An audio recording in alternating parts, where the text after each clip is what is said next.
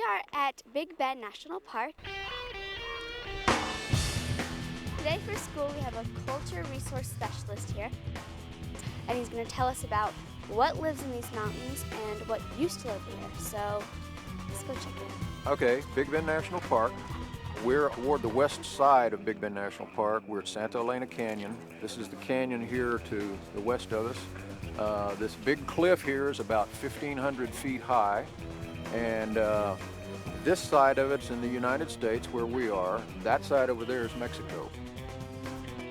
The river is shallow enough right now you can just wade across into Mexico. There's not a whole lot of water in the river.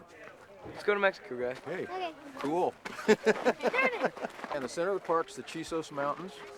And it's like I was saying a while ago, this over here is all Cretaceous limestone. In the center of the park, that's all volcanic.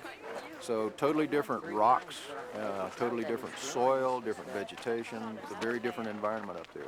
What the geologists are thinking now is that at one time, this whole area used to be filled up with soil and sediment, rocks and gravel, all the way back up here toward the Chisos Mountains.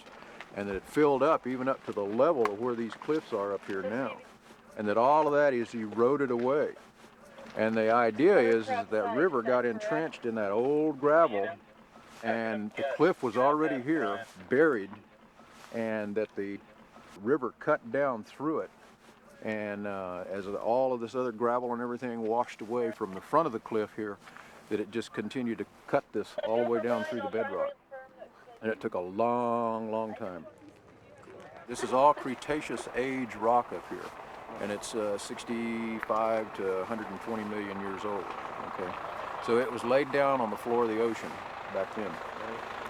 And as the oceans receded back out to where they are now, underwent a lot of changes. That's when all of the faulting took place and all the stuff shifted. And then the mountains that are back up here, the Chisos Mountains, are much younger than that. They're in the order of around 30 to 40 million years old, because those are all volcanic.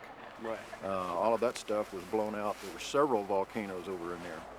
And it blanketed the area, and then as those mountains began to erode over the last 30 million years, all that debris was washed down and filled up to the height of it, where the canyon is now. But this park has a lot of geologists coming in and studying here. In fact, the most important dinosaur finds in the country have been found here in the park. In fact, the most recent one was excavated this past year.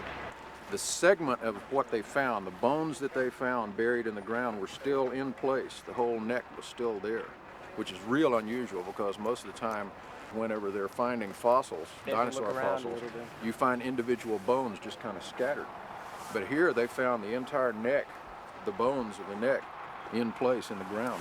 A very unusual find, very important. And plants, fossil plants. They found leaf imprints about 4 miles north of here. There's an outcrop of rock that has very well preserved leaves and plants in it. As we were driving over here, we noticed a lot of holes in the side of this cliff and everything.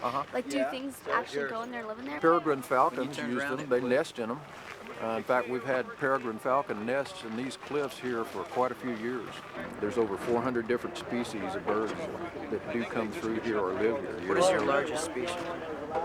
The largest bird? Probably the roadrunner. The roadrunner. Actually, no. I guess probably the turkey vulture is the biggest one. Right. And we do have golden eagles occasionally. Golden eagle. Yeah, There they we do go. nest. What's your favorite bird right there? My favorite? I love hawks. We're so close to the Mexican border that we get a lot of species from Mexico that come up here that you wouldn't see anywhere else in the country. There's a lot of deer. In fact, there's some unique deer. The deer that you see up in the mountains, they're the Carmen Mountains whitetail.